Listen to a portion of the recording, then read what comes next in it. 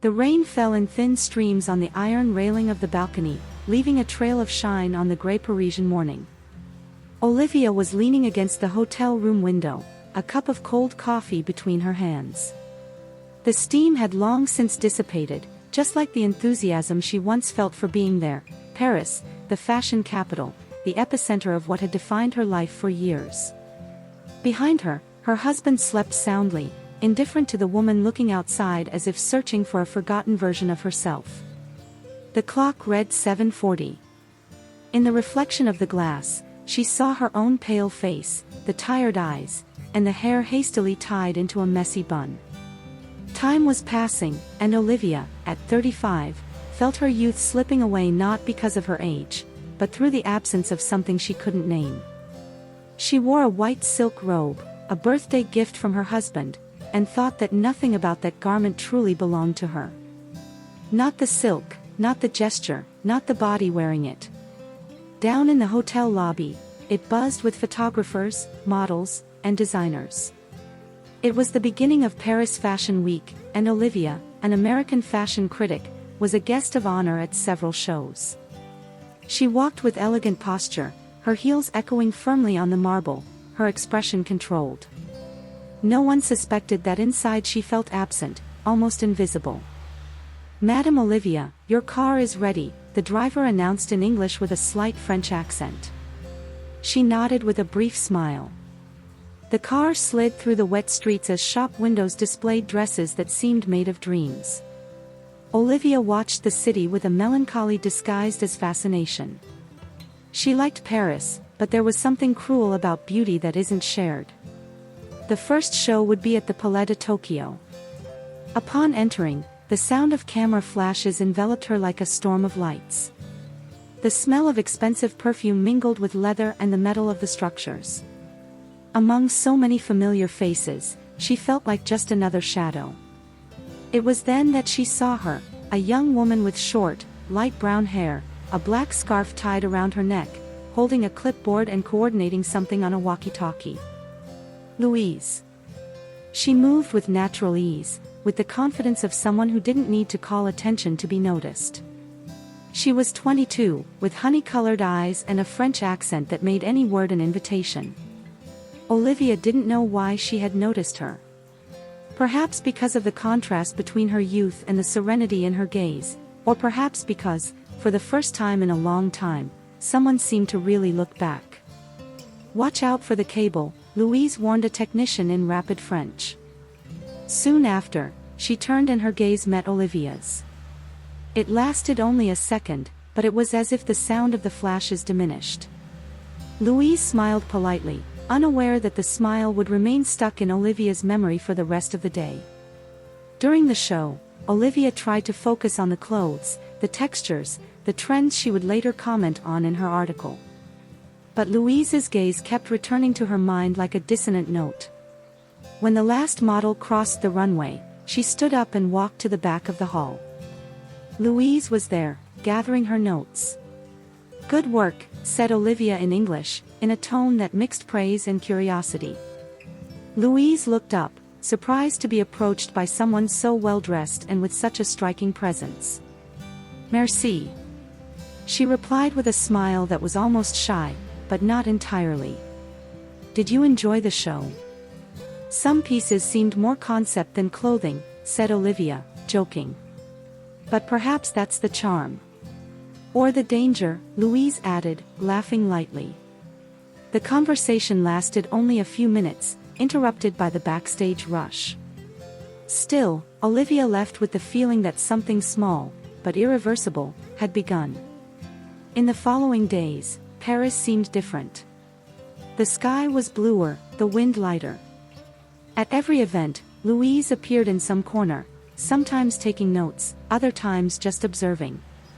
And whenever their eyes met, there was that brief silence which said more than words. One afternoon, Olivia slipped away from an interview and went for a walk alone in the Jardin du Luxembourg. The air smelled of damp earth and lilacs. She sat on a bench and opened her notebook. The words wouldn't come. At the bottom of the page, she absent-mindedly drew a curved line, like the outline of a smile. "Do you always write so intently?" asked a voice behind her. She turned. Louise was there, holding a bicycle, her hair tousled by the wind. She wore a simple beige sweater, but in it, she seemed like a work of art. "I try," Olivia replied, smiling. "But sometimes silence is more eloquent." Louise sat beside her, leaning the bicycle against the railing. "Paris does that to people. It takes away words, but fills your chest." They talked about fashion, art, and small, unimportant things. The age difference, which Olivia thought would weigh heavily, disappeared between laughs. When a gust of wind blew, a strand of Louise's hair touched Olivia's face. Neither of them moved immediately. Olivia smelled the faint scent of jasmine and leather. Louise averted her gaze for a moment, but her lips, still curved, betrayed something more. "You seem tired of watching," said Louise, with disarming frankness. Olivia took a deep breath. "Perhaps I am." The sound of a distant bell filled the silence. The tree leaves rustled, and something between them shifted in tone, as if the air knew that moment mattered.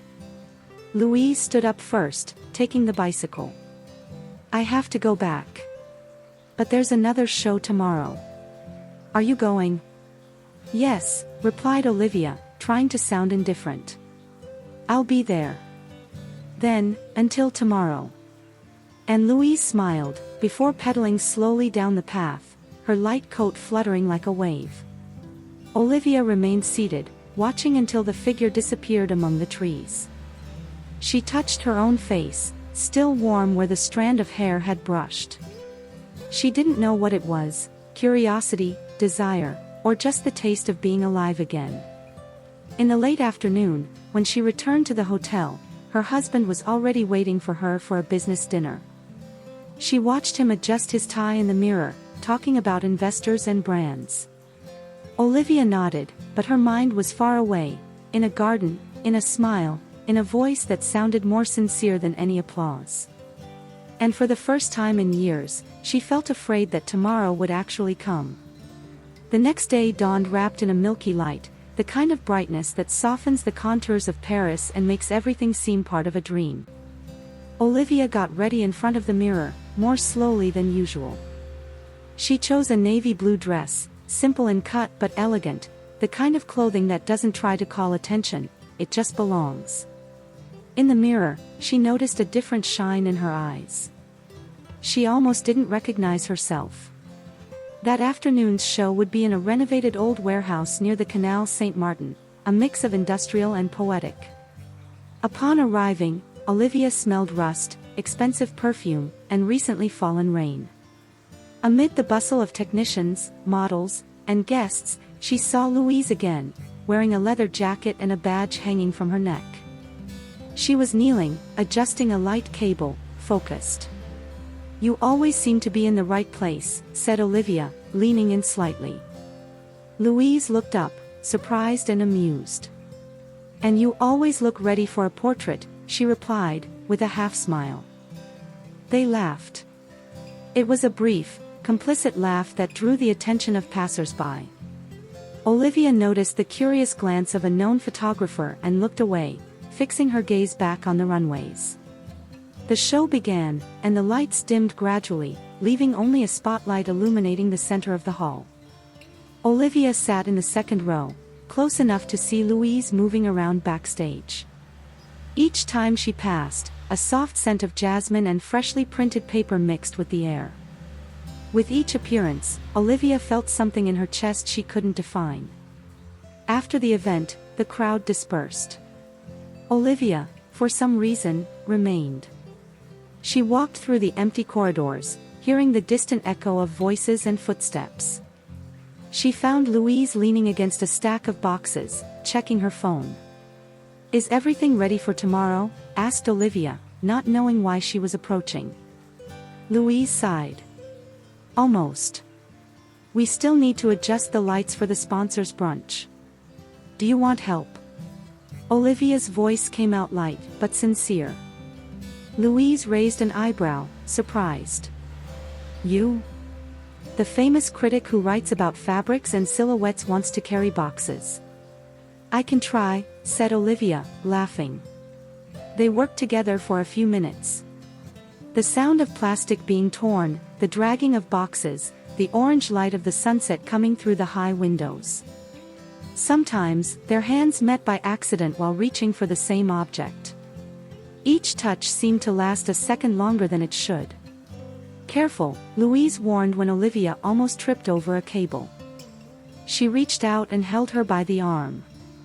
The touch was firm and warm. For a moment, neither of them moved. I think I've had my share of adventure for today, murmured Olivia, trying to disguise the shiver. Louise smiled. Life needs a little adventure. Or it just becomes routine. The phrase hung in the air, like an unresolved note. Later, with the hall now empty, the two sat on a concrete step, watching the city lights reflected in the canal. The breeze smelled of rain and coffee smoke. Did you always want to work in fashion? Asked Olivia. Since I was a child. My mother sewed dresses for the neighbors, and I would steal the scraps. I wanted to turn what was left over into something beautiful. Olivia smiled, touched by the simplicity of that memory. That's what we all want, isn't it? To make sense of what remains. Louise looked at her for a while, as if trying to decipher something. And you? Did you always want to write about it? I wanted to understand what moves people. Fashion is just the mirror. A comfortable silence settled between them. The canal water reflected the moonlight like liquid silver. Olivia realized how light she felt there, without titles, without obligations, without the weight of her husband's gaze like a constant shadow. Her phone vibrated. A message from her husband, dinner with investors at 8 p.m. Be ready. She put the phone away without replying. Trouble? Asked Louise, noticing the subtle change in her expression. Just life calling me back, replied Olivia, half sad, half resigned. Louise tilted her head. Then don't go just yet. Olivia looked at her, surprised. The phrase sounded simple, but there was a calm boldness in it, irresistible. Are you inviting me to skip a dinner?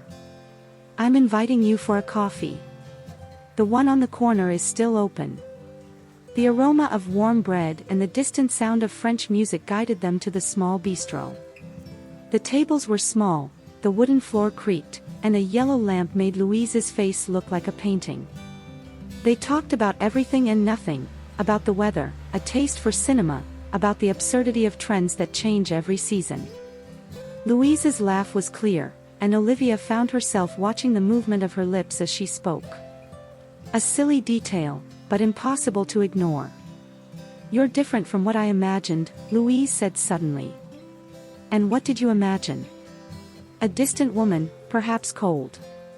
But you are like summer kept inside winter. Olivia laughed, not sure if she should thank her or look away. But she didn't look away. The waiter brought 2 coffees, the strong smell mixing with Louise's perfume. Olivia rested her arm on the table, and their fingers touched lightly. A brief, almost innocent touch, but enough to make the world outside seem quieter. Does Paris have that effect? Asked Olivia, her voice softer. It's not Paris, replied Louise, firmly, her eyes fixed on her. It's you. The silence that followed was thick enough to be felt. Olivia looked away, chuckled softly, trying to breathe. You're too young to talk like that. And you're too old to pretend you don't feel, replied Louise, in a gentle tone, without challenge. Olivia stood still, not knowing how to respond. Her sincerity was like a blade wrapped in velvet. Outside, the rain began to fall again, thin and cold. The sound of droplets on the glass was almost a soundtrack. Louise stood up, walked to the window, and watched the reflection of the street. Olivia went to her, standing close enough to feel the warmth of her body, the faint scent of jasmine. For a moment, their faces were just inches apart. Louise. She began, but the words were lost. Louise smiled, her eyes lowering to Olivia's lips, then returning to her gaze. Tomorrow, she said simply, almost in a whisper. After the show. And before Olivia could respond, she stepped away, picked up her coat, and walked out into the rain, without an umbrella, leaving the air impregnated with the smell of night and promise. Olivia remained still, her heart out of rhythm, with the sweet taste of something that hadn't even happened yet. The city awoke covered in a fine mist, the kind that leaves Paris smelling of wet stone and nostalgia.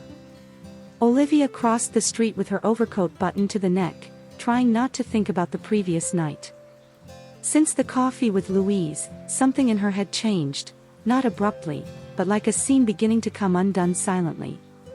The day's event would be outdoors, in the inner courtyard of a museum. An experimental fashion installation, full of floating fabrics and electronic sounds.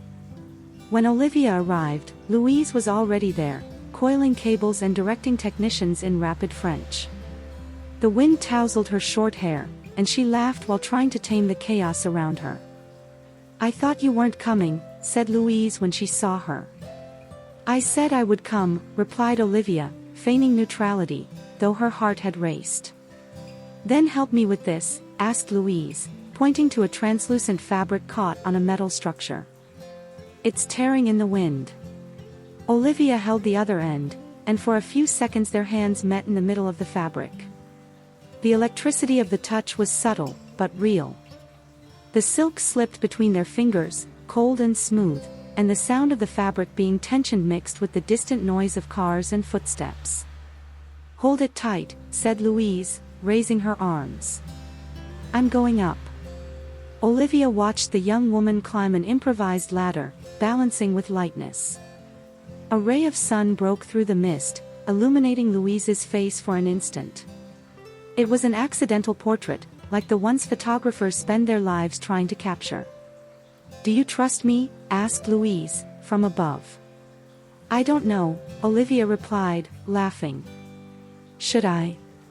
"Perhaps," she said, smiling before jumping from the last step and falling into Olivia's arms.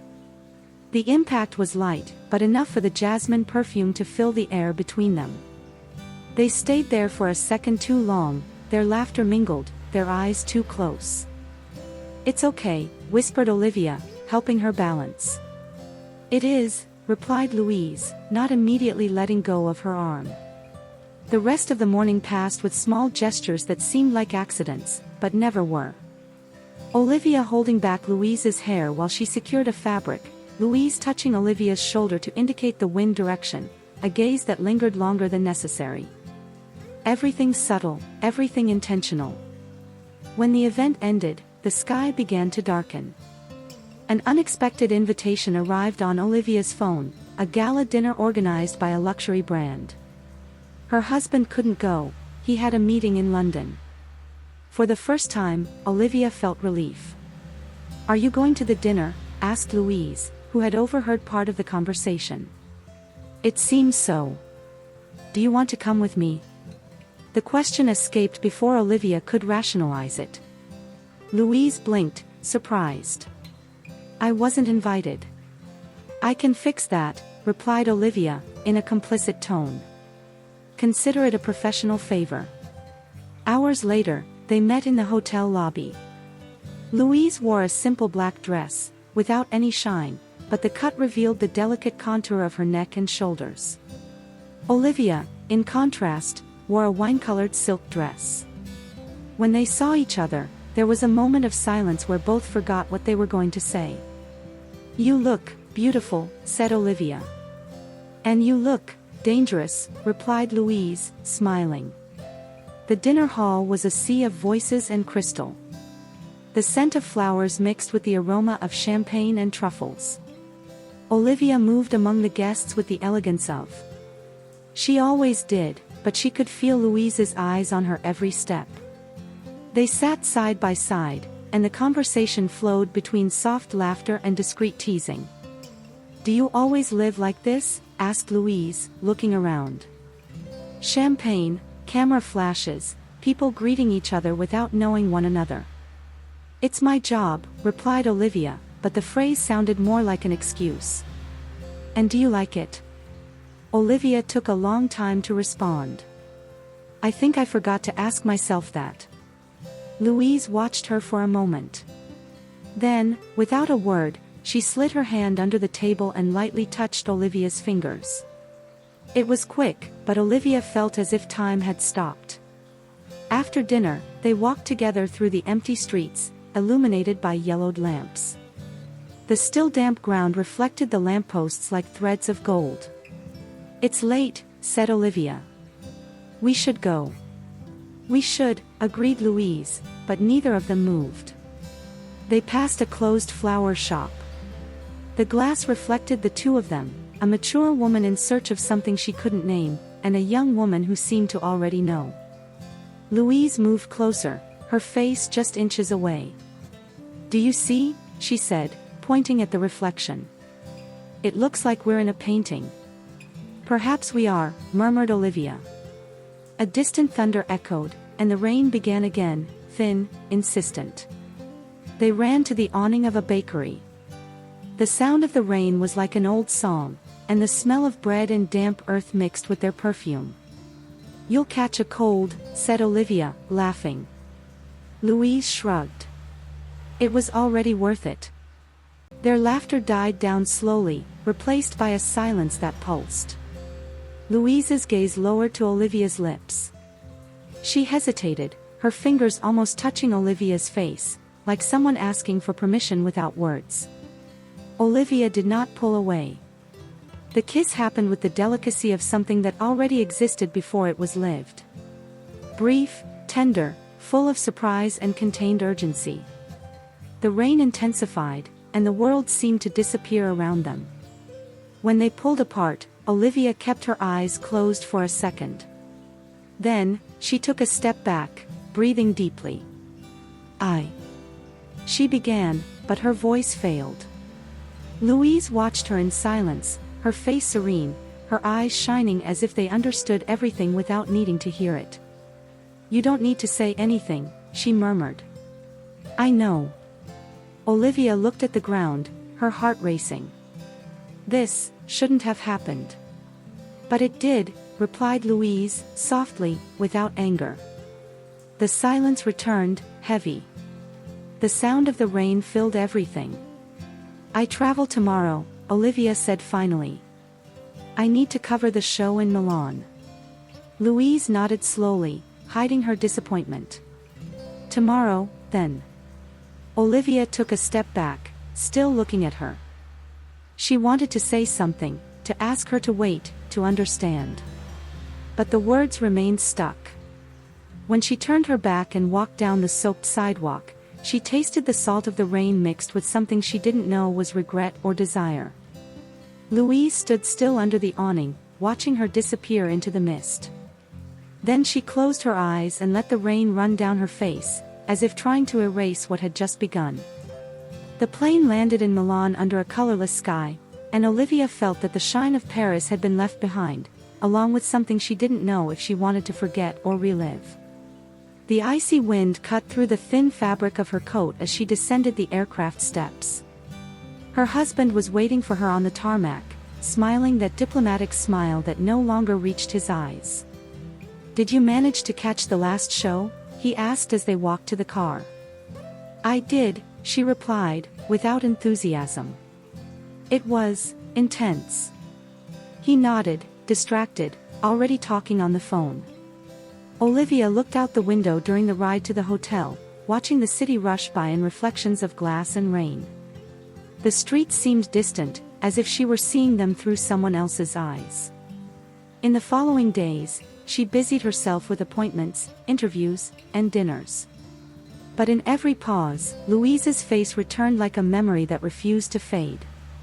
At night, the sound of rain hitting the window repeated the rhythm of the kiss, brief, unexpected, inevitable. On Friday morning, while revising an article, a notification lit up her phone screen. A message. Have you started writing about what you feel again, or do you still write what they expect from you? Louise. Olivia stared at the phrase for long seconds before responding. The words came as a typed whisper, "I don't even know anymore." Louise replied hours later, "Perhaps you need to come back to remember." That "come back" weighed more than it should have. The following week, her husband traveled to Zurich for work. Olivia stayed alone in the hotel, surrounded by expensive silences and artificial flowers. On the first night without him, she heard the sound of rain begin, a thin, constant rain, like the one in Paris. She picked up her phone. No new messages. But Louise's name seemed to pulse in her mind. She opened the app, wrote something, and deleted it. She repeated the gesture 3 times. In the end, she typed only, "I'm back Sunday." From the other side, the reply came almost instantly, "I'll be here." Sunday arrived with a gray sky and the scent of damp earth. Olivia didn't know what she expected to find, nor what she was willing to admit. She took a train to Paris without telling anyone. The sound of the wheels on the track seemed synchronized with the accelerated beating of her chest. Louise was waiting for her near the Canal Saint-Martin, the same place where they had worked together. She wore a wool coat and held a bouquet of wildflowers, daisies and lavenders.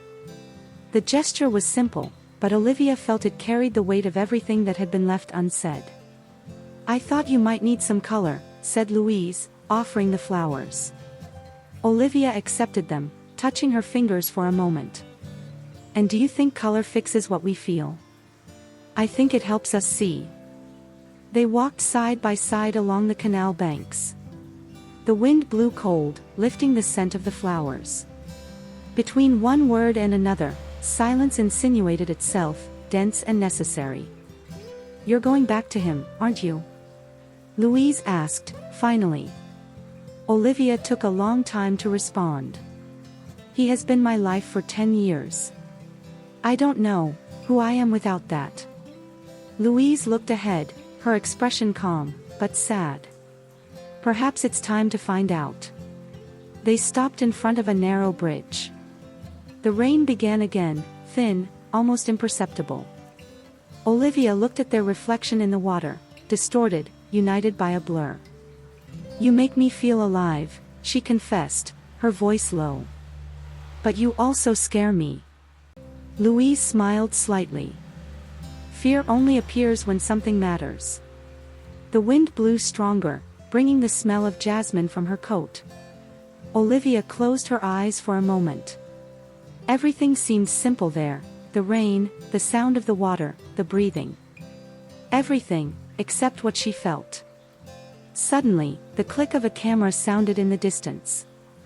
A photographer was taking pictures of couples on the bridge. Olivia instinctively recoiled. "Not here." Her tone came out sharper than she intended. Louise took a step back, offended. "Are you afraid of being seen?" "It's not that. It's just..." Olivia sighed. "It's more complicated than it seems. Complicated is living half a life." Her voice now trembled, not with anger, but with pain. "You look at me as if you want to stay, but you live as if you've already left." Olivia felt her chest tighten.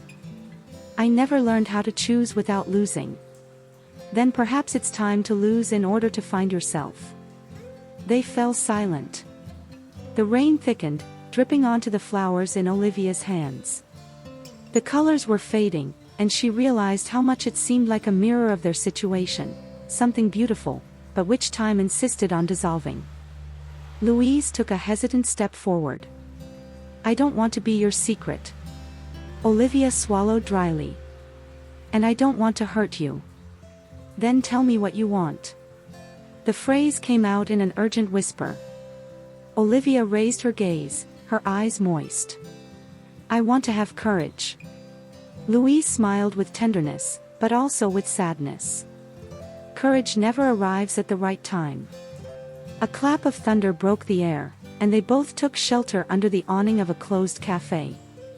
The wind beat against the windows, spreading the smell of old coffee and rain. Louise moved closer, her face wet, her hands trembling. "I waited for you, Olivia. I know. And now that you're here. Olivia took a deep breath, her heart racing. The answer was in her eyes, but the words wouldn't come. A car passed, splashing water from the street and wetting their shoes. Life seemed to laugh at what they couldn't say. I need to think, murmured Olivia, finally. Louise stepped back, her eyes moist. There isn't much time for thinking. I know. Olivia looked at her vibrating phone in her pocket, a message from her husband, just 3 words, arriving early tomorrow. Louise noticed her expression change. He's coming back. Olivia nodded. The rain lessened, and the sound of the drops became more spaced out, as if the world were breathing again. Olivia took a step back, still holding the now wilted flowers. Stay with me, said Louise, in a final gesture of faith. Olivia hesitated.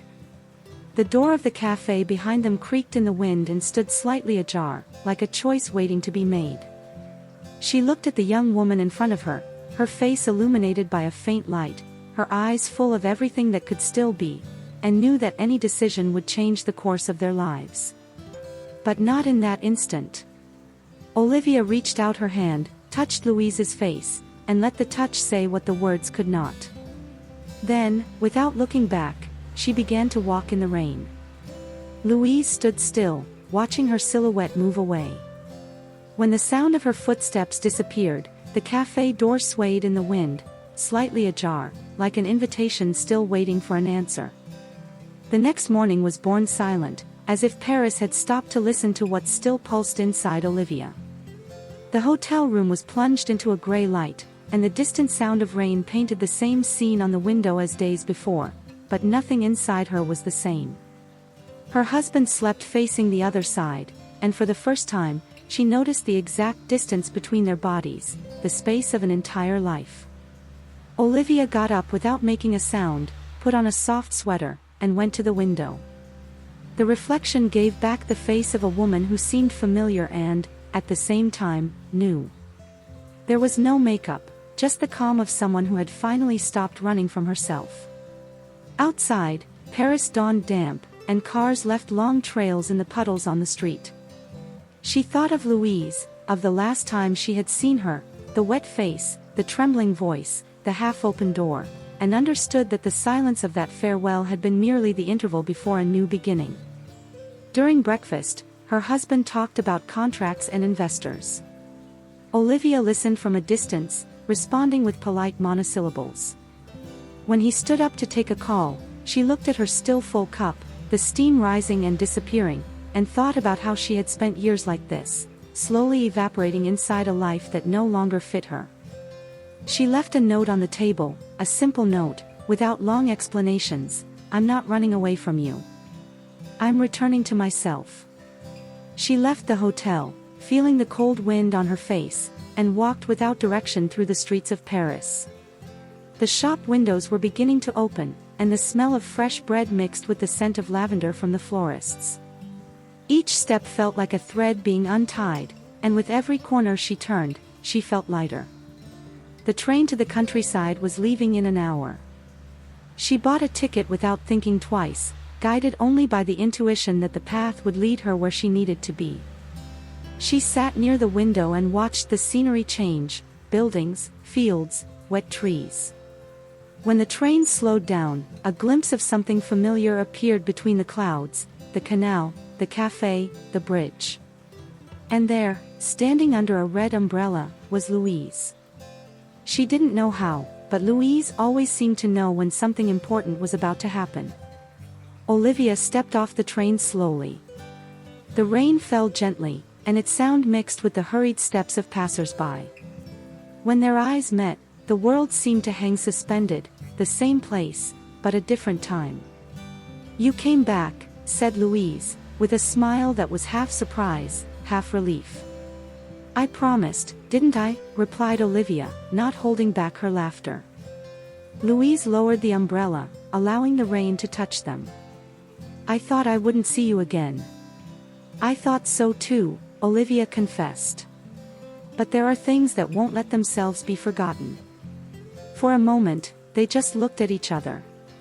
The rain wet their hair, ran down their faces, and neither seemed to mind. Olivia took a step forward, and Louise received her with naturalness, as if that embrace had existed before it was given. They walked to the cafe, the same one as last time. The glass still held old stains from the rain, and the smell of roasted coffee filled the air. They sat at the same corner table, where time seemed to fold in on itself. "You look different," said Louise. "I am," replied Olivia, looking out the window. "For the first time, I'm exactly where I want to be." Louise was silent, watching her. There was something new in Olivia, the lightness of someone who had learned to breathe on her own. "And now?" she asked, in a low tone, almost afraid of the answer. "Now. I just want to live whatever is true." Louise reached her hand across the table. Olivia held it, feeling the warm, firm touch. The gesture was simple, but it carried everything they needed to say.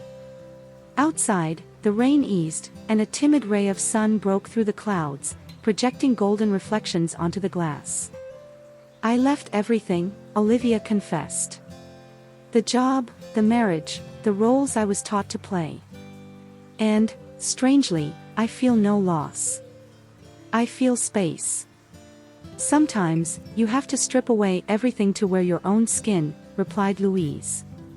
They laughed together, and the phrase hung between them like a blessing.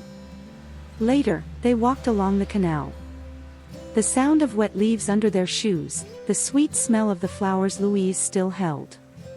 Olivia remembered the first time they had been there, the fear, the hesitation, the guilt. Now there was only serenity. Louise stopped in front of the bridge and looked at her. "Are you still afraid of what others will think?" Olivia shook her head slightly. "I'm only afraid of not truly living." Louise moved closer, and the kiss that came was not urgent nor hidden. It was tender, natural, as if they had been walking toward it the whole time. There was no rush, only the certainty of being where they should be. When they separated, Olivia kept her eyes closed, breathing the cold, damp air. "Do you notice?" she murmured. "The rain is still falling, but it no longer feels heavy." Louise smiled. "It's because you've learned to dance with it."